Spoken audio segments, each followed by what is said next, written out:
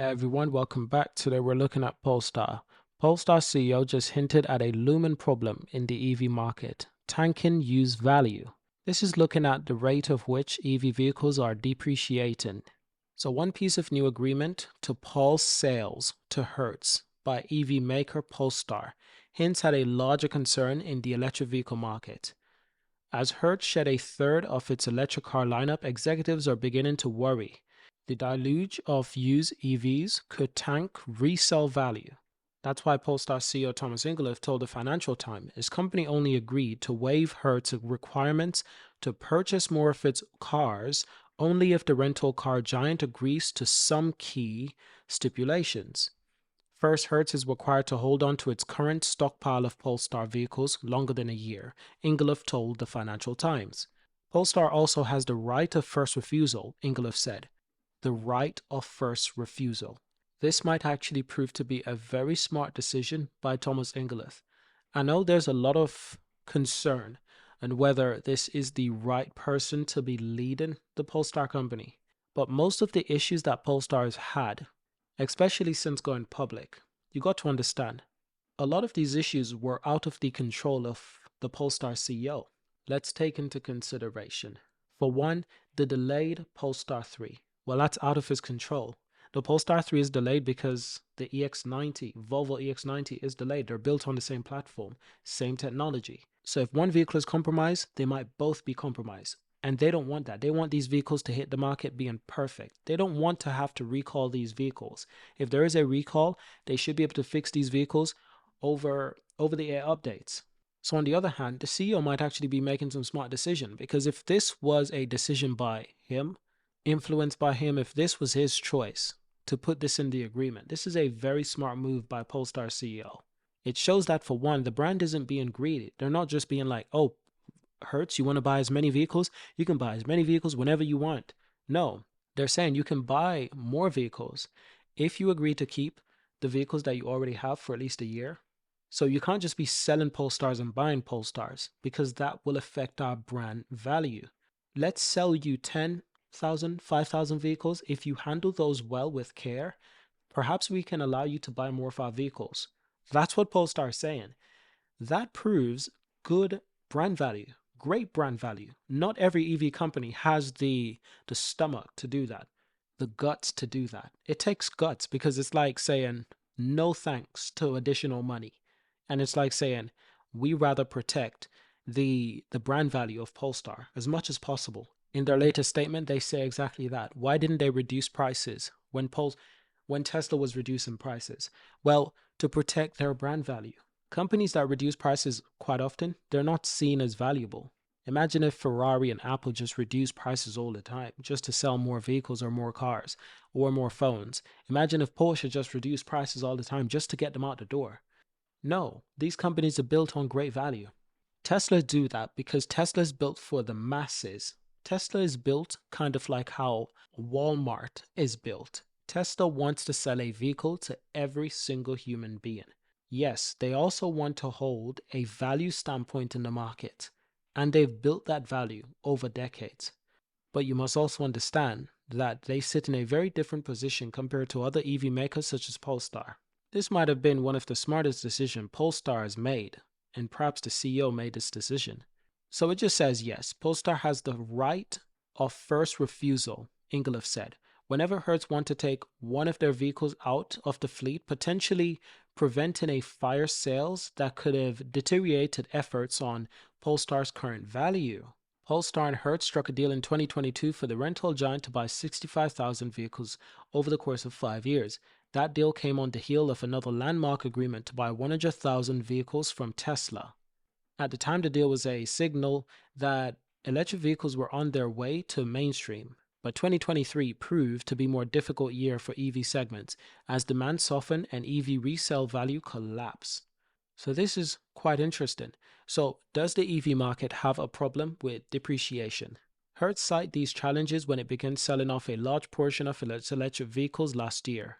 The same day, a slur of Tesla hit Hertz used car sale website, which many listed at below $25,000 price tag that qualified a used EV for federal rebate of up to $4,000. So that's slightly below the average used EVs, which stands at $27,800. According to data from Recurrent, overall used EV fell 32% last year. So they also hinted that demands are also falling. And I'm not really surprised because Tesla went on a spree of offering EVs at a discount. Because what Tesla was starting to realize is that, yes, every EV companies were selling less EVs, but if Tesla can reduce price, they'll take those buyers from other EV companies to the Tesla companies. So if you were going to buy a Polestar 2, maybe it's a similar price to the Tesla Model 3 that you wanted. If Tesla lowered their price, you're now going to buy the Tesla Model 3. So that's what Tesla was doing. They're stealing customers. They were stealing customers from other company. It's smart business. I've got no problem with that. But it created a problem for Hertz. It created a problem in the entire market because now depreciation was hitting all-time high, especially for electric vehicles. Tesla doesn't care because the vehicles get resold to someone else. So each Tesla vehicles will always hold the value to the company because it gets resold to someone else. It doesn't matter who, which means it doesn't matter if you own the vehicle, if you sell it to someone else, either of you, one of you will buy FSD. One of you will choose to buy a software upgrade, performance upgrade. You will choose to buy additional software from Tesla, the parent company. You will choose a subscription service that they might offer. You will choose to spend more money within Tesla. So it doesn't matter to Tesla who owns the vehicle. So depreciation is not affecting Tesla quite a lot.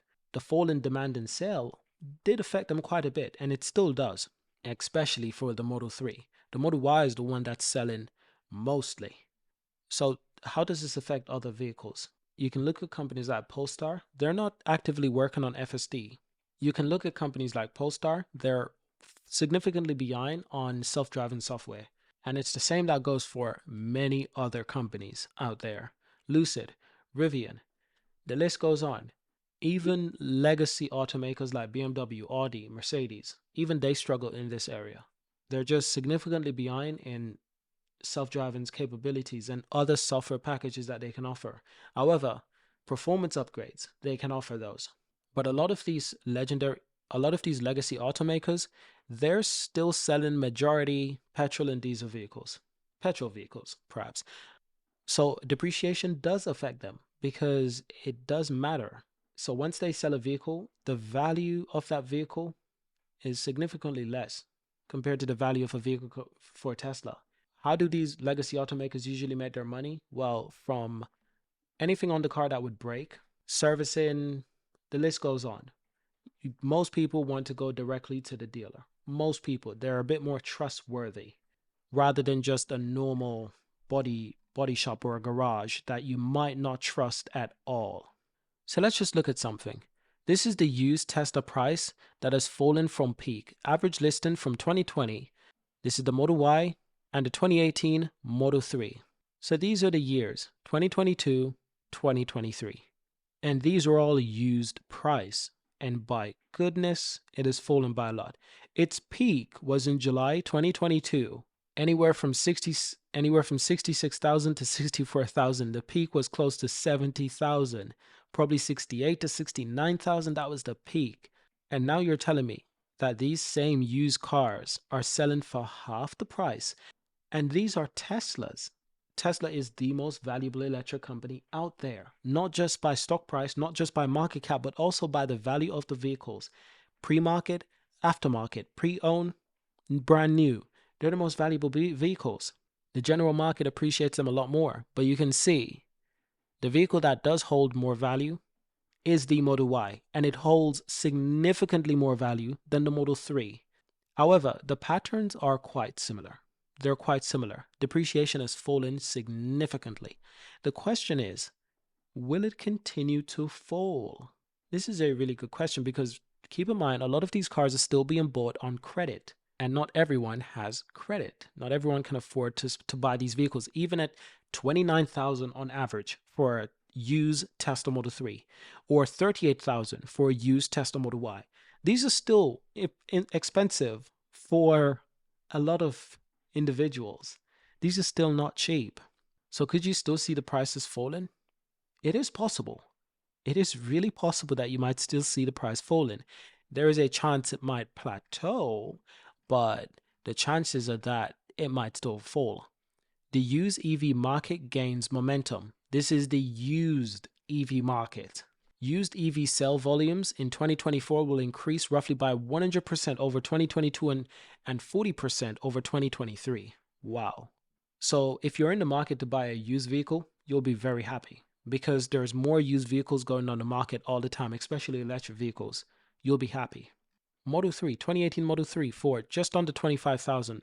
2 owners, no accidents, but it has 90,000 miles. Now, I've seen vehicles that are very similar price in the UK and they have significantly less mileage. So for 90,000 miles, yeah, it's getting really interesting. But all brands are affected in terms of the used market. All brands are affected. Used EV sale volume exceeds most new EV model sales in 2023 first half. So let's just have a look at some of the vehicles that top that list. For one, new Tesla Model Ys. These are the used EV sale volume that have exceeded new EV models. The new Tesla Model 3, the Chevy Bolt, the Rivian R1T. I'm a bit surprised by the Rivian R1T because that's pickup trucks. They're vastly valuable in the United States. They really love their pickup truck in the United States. But also in the United States, they buy pickup trucks like it's nothing. They buy a new one all the time, especially if they don't like it. That's just the market. So they get rid of it, they buy a new one. They get rid of that one, they buy a new one. Maybe I'll try a Rivian. It doesn't work. I'll go back to a Ford F-150. I try an Ford F-150. It doesn't work. I'll buy a Cybertruck. That's how it happens. Then you've got the Volkswagen ID4, the Ford Mustang Mach-E. And these are around 14,000, 16,000, 16,000, over 16,452 for the Rivian R1T. Nothing on the R1S. So the SUV is actually way more valuable. So people are actually keeping their Rivian R1S a lot more than they're keeping the Rivian R1T. That's a little bit of a surprise. You would think the pickup truck would be more valuable, but actually, when you think about it, what do people in the US love the most apart from pickup trucks? SUVs. They love SUVs. They've been obsessed with them for decades. And recently, the rest of the world is starting to become more obsessed with SUVs because they're starting to see the value within having a larger vehicle, even if the difference is not that big. Polestar is not on the list, but the list is very short. The list is indeed very, very short. So it's possible that Polestar might have been mixed in with the all-use BEVs or the all-use PHEVs. And to be honest, I have no idea what those mean. I probably have to do a video on that. And this is mostly based on the United States, by the way. Just in case you're curious, okay, where are they getting these data from? These are some of the states with some of the most used EV availability by states and what EVs are available. Like Texas is Tesla, Miami, Tesla. I don't know all of the states. So I think that might be Nevada. Nevada looks like it's Kia and Hyundai. Average 3-year depreciation. Tesla retained value better than most EVs. That's not a surprise. This is what I've spoken about in quite a few videos, even today. Looks like the Mercedes-Benz S-Class 2020 depreciates the most. Then you've got the Porsche Taycan. Holy crap. The Audi e-tron. Both are built on the same platform. It's interesting that they're both depreciating at a very similar rate. That is fascinating. They're almost identical vehicles. They're just different branding. The interior is different, exterior is different. And I love the e-tron, by the way. It's sexy, especially from the outside. I love the Taycan as well. They're both really quite amazing, but I have no idea what these vehicles are like to own. One of the least depreciating vehicle is the Porsche Macan. And then you've got the Model Y. Now, the Macan and the Model Y, they're very similar in size and very similar as competitive. They're both small SUVs. And it looks like Polestar might have predicted this. They might have predicted that EV vehicles will depreciate by a lot. So how can they lessen this? Well, they can make sure that the agreement with Hertz, there are some strict terms and conditions in order for Hertz to get more vehicles from Polestar. And one of those is you have to keep them for a certain amount of time. You can't just sell all of them at the same time and expect to buy more. Polestar is putting their brand first, and that's brilliant. So thank you for watching, and I'll see you in the next one. Peace.